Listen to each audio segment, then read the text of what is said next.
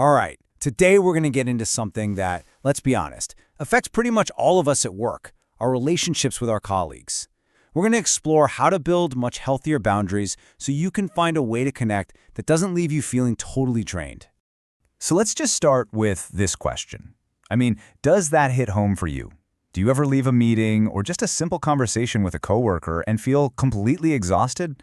Or maybe confused or even feeling responsible for stuff that really isn't yours? If you're nodding your head right now, you are definitely not alone. You know, when the pressure at work starts to build, we tend to react in ways that feel kind of natural at the moment, but they're just not sustainable in the long run.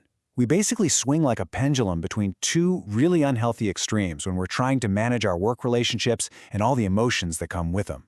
So what are we talking about here? Well, on one side of the pendulum, there's this tendency to feel way too much responsibility for our colleagues' feelings and their problems.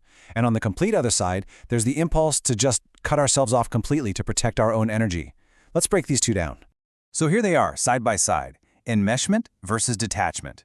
Enmeshment is that little voice in your head saying, their feelings are my responsibility. And detachment is the voice that says, nope, I'm not responsible for anyone's feelings.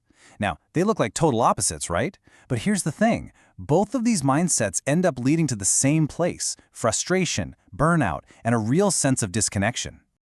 Let's dig into enmeshment a bit. What's so interesting here is that it's not just about being a nice, empathetic person. It's what happens when you have really high empathy, but your boundaries are super low. It's like you're absorbing everyone else's stress, and you feel this deep need to fix it for them, otherwise you can't feel okay.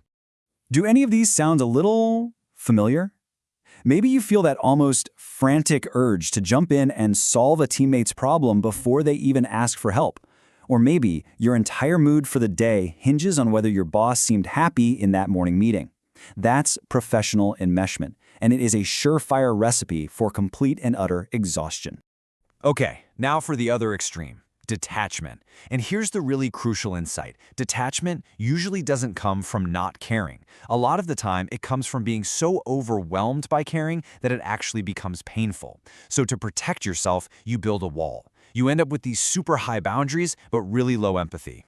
And this is exactly what detachment looks like at the office. It's like you've built a fortress around yourself. Conversations are kept strictly business, nothing personal. You might even go out of your way to avoid that one difficult colleague. You've protected your energy for sure, but you've also isolated yourself and pretty much shut down any chance for real teamwork and connection. So if both of those extremes don't really work, what's the answer? Well, thankfully, there's a much healthier and frankly more powerful way forward. It's not about choosing between caring way too much or not caring at all. It's about finding this beautiful balance called interdependence. And wow, this table just illustrates the difference so clearly. Just look at that last column. See, interdependence isn't some weak compromise. It's a powerful combination. It takes the high empathy from enmeshment and pairs it with the high boundaries of detachment. This is how you can be both connected to people and separate from their drama. So here's the crucial point. Interdependence basically says, look, I can care about you, I can feel for you, but I am not responsible for your emotions or your decisions. This mindset allows for a genuine, supportive connection where every single person owns their piece of the puzzle. Okay, this all sounds great in theory, right? But how in the world do we actually do this in a busy, high-pressure workplace? Well, let's get practical. Here are 3 key steps you can actually start taking today. All right, let's break these down. First up, clarify your role. You have to constantly remind yourself that you are a helper, not a fixer. Your job is to support and contribute, not to carry the emotional weight for the entire team. Second, maintain adult professional roles. This is so important. It's about getting support from the right people. Lean on your peers for sure, but avoid turning your manager into a therapist or oversharing with someone who reports to you. And third, act on your values. This means you start making choices based on your own principles, not just to get someone's approval or to avoid their bad mood. It puts you back in the driver's seat of your career. So why go through all this trouble?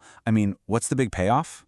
Well, it's because practicing interdependence does way more than just improve your relationships. It actually strengthens the very core of your professional identity. Honestly, when you start to operate from this place of interdependence, you just become more resilient. You can do your best work without getting sucked into all the team drama. You can be an empathetic leader without burning out. It truly is the foundation for a career that's both really successful and, just as importantly, personally sustainable. Let's end on this thought, because it really is the heart of it all. Just repeat this to yourself. You are not the fixer. You're not the savior. You are a helper.